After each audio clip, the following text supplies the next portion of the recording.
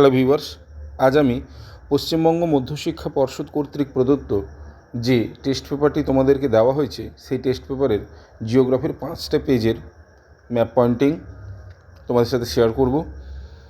যদি তোমাদের হয়ে গিয়ে থাকে তাহলে অবশ্যই ভালো কথা, এবং যদি না হয়ে থাকে তাহলে অবশ্যই দেখে নাও, ভিডিওটা তোমাদের কাজে লাগবে। তো ফার্স্ট যে তোমাদের পেজটা মেনশন করা রয়েছে সেটা হচ্ছে 188, ঠিক আছে। সো তোমরা দেখো, সর্বপ্রথম কি করবে, তোমরা যখনই হাতে পাবে, ঠিক আছে, এটা 188 পেজের, এটা তার আগে একটা কথা বলে নিই, তোমরা যখনই পাবে নিজের নাম, ক্লাস, রোল এবং নাম্বার অবশ্যই লিখবে এবং ডিরেকশন মেনশন করে দেবে, এটা ঠিক আছে। এবার দেখো, এবং সবসময় সিম্বল ইউজ করবে। এবার দেখো, ফার্স্ট অফ অল প্রথমে রয়েছে কি শিবালিক পর্বত। শিবালিক পর্বত তোমরা জানো,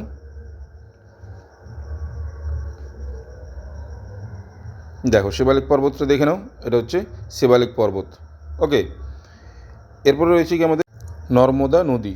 দেখো এই যে জায়গাটা, এটা নর্মদা নদী, পশ্চিম বাহিনী, তাই অ্যারো চিহ্নটা পশ্চিম দিকে অবশ্যই মেনশন করতে ভুলো না কিন্তু। এরপর দেখো বছরে 2বার বৃষ্টিপাতযুক্ত অঞ্চল, তোমরা জানো এটা করমণ্ডল উপকূল, তাই এই যে জায়গাটা এটা করমণ্ডল উপকূল, এটা হবে বছরে 2বার বৃষ্টিপাতযুক্ত অঞ্চল। পরেরটা দেখো ভারতের অরণ্য গবেষণাগার কেন্দ্র।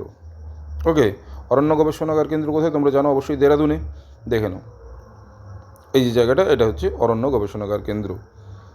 ওকে, এরপর দেখো উত্তর ভারতের একটি গম উৎপাদক অঞ্চল, এটা উত্তর ভারতের। ওকে, এরপর দেখো দক্ষিণ ভারতের ম্যানচেস্টার, কোয়েম্বাটুর। এরপর দেখো পূর্ব ভারতের একটি মহানগর, এই যে কলকাতা। ওকে, এরপরে দেখো ভারতের রূঢ় অঞ্চল, দেখে নাও ভারতের রূঢ় অঞ্চল, এটা দুর্গাপুর। ওকে, এরপরে চলে আসি পশ্চিম ভারতের একটি স্বাভাবিক বন্দর, এটা মুম্বাই স্বাভাবিক বন্দর। এরপরে সবশেষ দক্ষিণ ভারতের একটি আন্তর্জাতিক বিমানবন্দর, এটা তোমরা চেন্নাই করতে পারো, অথবা এখানটায় কোচি করতে পারো বা ত্রিভান্দ্রম করতে পারো, এগুলো কিন্তু এয়ারপোর্ট রয়েছে, ইন্টারন্যাশনাল এয়ারপোর্ট। ওকে, এই ছিল 188 পেজ। চলো এরপরে ভালো করে দেখে নাও একবার।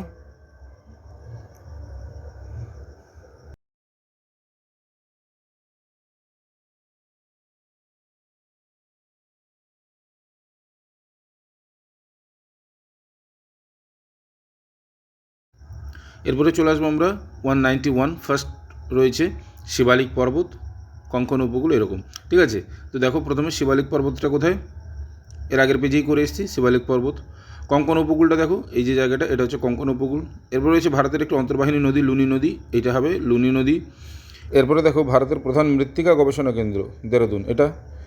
এরপরে চলে আসি ভারতের বিজ্ঞান নগরী, এটা হবে বেঙ্গালুরু। এরপরে দেখো ভারতের পশ্চিম উপকূলের একটি মহানগর, এই যে জায়গাটা মুম্বাই। ওকে, তারপর দেখো দক্ষিণ ভারতের একটি কফি উৎপাদক অঞ্চল, এই যে জায়গাটা, এটা হচ্ছে কফি উৎপাদক অঞ্চল। এরপর দেখো ভারতের একটি করমুক্ত বন্দর কান্ডালা, এই যে জায়গাটা। ওকে, এরপর দেখো পূর্ব ভারতের একটি রেল ইঞ্জিন কারখানা, এটা চিত্তরঞ্জন। এরপর ভারতের দক্ষিণতম স্থলবিন্দু, এই যে দক্ষিণতম বলেছে তাই এটা হবে ইন্দিরা পয়েন্ট। ওকে, যদি মূল, এটা ইন্দিরা পয়েন্ট, যদি মূল ভূখণ্ড বলতো তাহলে এই জায়গাটা হতো। ওকে, কন্যাকুমারিকা, যেহেতু বলেছে দক্ষিণতম তাই ইন্দিরা পয়েন্ট হবে। ওকে, ভালো করে দেখে নাও একবার পুরোটা। এরপরে আমাদের যে পেজ রয়েছে সেটা 194, সম্ভবত আমি একটা পেজ স্কিপ করে গেছি, তোমরা একটু আমাকে মেনশান করে দিও, তো যাদের কাছে টেস্ট পেপার রয়েছে আমাকে একটু মেনশান করে দিও যে কোন পেপারটা, মানে কোন পেজটা স্কিপ হয়ে গেছে, আমি অবশ্যই সেটা করে দেবো, আমাকে একটু মেনশান করে দিও। এরপরে দেখো 194, প্রথম রয়েছে সাতপুরা পর্বত, গোদাবরী নদী, ভারতের সর্বাধিক বৃষ্টিবহুল স্থান, ক্রান্তীয় মরু উদ্ভিদ, পার্বত্য মৃত্তিকা, কফি উৎপাদক অঞ্চল, ভারতের ডেট্রয়েট, সর্বনিম্ন জনঘনত্বযুক্ত কেন্দ্র শাসিত অঞ্চল, ঠিক আছে। তাহলে প্রথমে চলে আসি সাতপুরা পর্বতে, দেখে নাও সাতপুরা পর্বত, এই যে জায়গাটা, এটা হচ্ছে সাতপুরা পর্বত। এরপর গোদাবরী নদী দেখে নাও, এটা হচ্ছে গোদাবরী নদী। এরপর ভারতের সর্বাধিক বৃষ্টিবহুল স্থান কোথায় তোমরা জানো সবাই, এই যে জায়গাটা, এটা চেরাপুঞ্জি, হয়েছে। এরপর ক্রান্তীয় মরু উদ্ভিদ অঞ্চল, এই যে জায়গাটা, এটা হচ্ছে ক্রান্তীয় মরু উদ্ভিদ অঞ্চল। এরপর পার্বত্য মৃত্তিকা, এই যে জায়গাটা একটু ভালো করে দেখে নাও, এটা ক্রান্তীয় মরু উদ্ভিদ, মানে ধরো 6.4 আছে না, জাস্ট মিনিট, 6.4, ছবিটা একটু ব্লার হয়ে গেল, সরি, 6.4, ঠিক আছে। এটা হচ্ছে ক্রান্তীয় মরু উদ্ভিদ। এরপর দেখো তোমাদের পার্বত্য মৃত্তিকা রয়েছে, সেটা আরেকবার ভালো হবে, ভিডিও রয়েছে। এরপর পার্বত্য মৃত্তিকা রয়েছে। দেখো পার্বত্য মৃত্তিকা এই যে জায়গাটা পুরো অঞ্চলটা সঙ্গে এই যে আসাম থেকে অরুণাচল প্রদেশ এই যে জায়গাটা পেন্সিল দিয়ে একটু ডিপ করা আছে না, এটা হচ্ছে পার্বত্য মৃত্তিকাযুক্ত অঞ্চল, ঠিক আছে। এরপরে কফি উৎপাদক অঞ্চল এর আগের পেজে করেছি, এটা হচ্ছে কফি উৎপাদক অঞ্চল, ভারতের ডেট্রয়েট, এটা চেন্নাই। এরপরে সর্বনিম্ন জনঘনত্বযুক্ত কেন্দ্রশাসিত অঞ্চল, এটা ভালো করে বুঝবে। সর্বনিম্ন জনঘনত্বযুক্ত যদি অঞ্চল হতো তাহলে ওই যে উপরে যে জায়গাটা মেনশন করেছি পার্বত্য মৃত্তিকা যে জায়গাটা ওইটাই ছিল কিন্তু মানে সর্বনিম্ন জনঘনত্বযুক্ত, কিন্তু বলেছি কি আমাদেরকে কেন্দ্রশাসিত অঞ্চল। আবার পার্বত্য মৃত্তিকায় চলে এলো, সরি। আচ্ছা পার্বত্য মৃত্তিকাটা একবার দেখে নাও তো, এটা পার্বত্য মৃত্তিকাটা বুঝে নাও। এখানে দেখো দুটো নাম্বার একটা 6.5 এবং 6.8ও লেখা আছে। কফি উৎপাদক অঞ্চলটা আরেকবার দেখে নাও, এটা হচ্ছে কফি উৎপাদক অঞ্চল, ঠিক আছে। ভারতের ডেট্রয়েট সর্বনিম্ন জনঘনত্বযুক্ত কেন্দ্রশাসিত অঞ্চল, এটা ভালো করে একটু বোঝে নাও। এই যে জায়গাটা এটা হচ্ছে সর্বনিম্ন মানে জনঘনত্বযুক্ত অঞ্চল, বাট যেহেতু ইউনিয়ন টেরিটরি বলেছে তাই এইটা হবে। কেন আন্দামান নিকোবর আইল্যান্ডস? কারণ প্রতি স্কোয়ার কিলোমিটার এখানে 43 অর্থাৎ 43 জন লোক মোটে বাস করে, ঠিক আছে। এরপরে চলে আসি পূর্ব ভারতের একটি পেট্রো রসায়ন শিল্পকেন্দ্র, এটা হলদিয়া হবে, এই জায়গাটা এটা হলদিয়া হবে। এরপর পশ্চিম ভারতের একটি আন্তর্জাতিক বিমানবন্দর, এটা অবশ্যই মুম্বাই হবে, ওকে।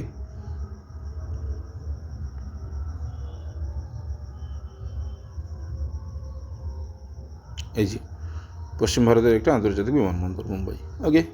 এই ছিল 194 পেজ, ঠিক আছে। এটা একটু ভালো করে মাথায় রাখবে, আন্দামান নিকোবর দ্বীপপুঞ্জ যেহেতু ইউনিয়ন টেরিটরি, ঠিক আছে, এবং এখানে প্রতি স্কোয়ার কিলোমিটার মাত্র 43 জন লোক বাস করে, ঠিক আছে। এরপরে চলে আসবো সম্ভবত 198। যদি কোনো পেজ স্কিপ হয়ে গিয়ে থাকে তাহলে একটু তোমরা অবশ্যই মেনশন করে দিও প্লিজ। 198টা হচ্ছে ইংলিশে, ঠিক আছে। প্রথমে সেই শিবালিক মাউন্টেন আছে, তোমরা জানো শিবালিক পর্বত কোথায়। তারপরে রয়েছে 6.2তে আছে কাথিয়াবাড় পেনিনসুলা অর্থাৎ কাথিয়াবাড় উপদ্বীপ, তারপর কৃষ্ণা রিভার, তারপর সম্বর, ঠিক আছে। তো সেই হিসেবে দেখো প্রথমে শিবালিক মাউন্টেন, ভালো করে দেখো শিবালিক মাউন্টেনটা, এই যে শিবালিক মাউন্টেন। এরপর হচ্ছে কাথিয়াবাড় পেনিনসুলা, এই যে জায়গাটা কাথিয়াবাড় পেনিনসুলা বা কাথিয়াবাড় উপদ্বীপ। এরপরে দেখো কৃষ্ণা রিভার, ভালো করে দেখো এটা হচ্ছে কৃষ্ণা রিভার, মেনশন করে দেবে, পূর্ব দিকে ফ্লো হচ্ছে, অ্যারো চিহ্ন দিয়ে দেবে। এরপরে দেখো সম্বর লেক বা সম্বর হ্রদ, এই জায়গাটা। তারপরে রয়েছে রিজন রিসিভিং রেনফল টুয়াইস এ ইয়ার, অর্থাৎ বছরে দুবার বৃষ্টিপাতযুক্ত অঞ্চল, অর্থাৎ তোমরা জানো করমণ্ডল উপকূল, এটা করে দেবে। এরপরে দেখো ম্যানগ্রোভ ফরেস্ট, ঠিক আছে, তোমরা জানো এটা হচ্ছে ম্যানগ্রোভ ফরেস্ট বা ম্যানগ্রোভ অরণ্য। তারপরে দেখো one wheat producing reason in Northern India, ঠিক আছে, এই জায়গাটা। এরপরে দেখো India's largest iron and steel plant গভর্নমেন্টের, এটা হচ্ছে ভিলাই, এই যে জায়গাটা ছত্তিশগড়ের, ওকে। এরপরে রয়েছে কি a tax free port of India, অর্থাৎ এটা জানো কান্ডালা, ঠিক আছে, ট্যাক্স ফ্রি পোর্ট, এই যে জায়গাটা। এবং সবশেষে রয়েছে চেন্নাই বা ভারতের ডেট্রয়েট, এই যে জায়গাটা, এই যে চেন্নাই, ওকে। এই ছিল 198 পেজের ইংলিশ ভার্সনটা, ওকে। চলো এরপরের পেজ ভালো করে একবার দেখে নাও, একটু তাড়াতাড়ি হয়ে যাচ্ছে জাস্ট তার জন্য আমি সরি, আন্তরিকভাবে সরি, ওকে। তো এটা একটু ভালো করে দেখে নাও। এরপরে চলে আসি 201, ওকে। দেখো প্রথমে রয়েছে শিবালিক পর্বত, প্রত্যেকটা পেজেই রয়েছে, শিবালিক পর্বত আমি আর বললাম না। তারপর রয়েছে ছোটনাগপুরের মালভূমি, তবুও বলে দিচ্ছি দেখে নাও একবার, যেহেতু দেওয়া আছে তো, ঠিক আছে। দেখো শিবালিক পর্বত এই জায়গাটা, এরপরে হচ্ছে ছোটনাগপুর মালভূমি, অবশ্যই এই জায়গাটা একটু ভালো করে দেবো, টপিক অফ অ্যান্সার যেখান থেকে আছে। তারপর কচ্ছের রন রয়েছে, ভালো করে দেখে নাও, পুরোটা কিন্তু হবে না, উপরেরটা, ঠিক আছে। এরপরে ভারতের মূল ভূখণ্ডের দক্ষিণতম বিন্দু কন্যাকুমারী, ঠিক আছে, কন্যাকুমারিকা।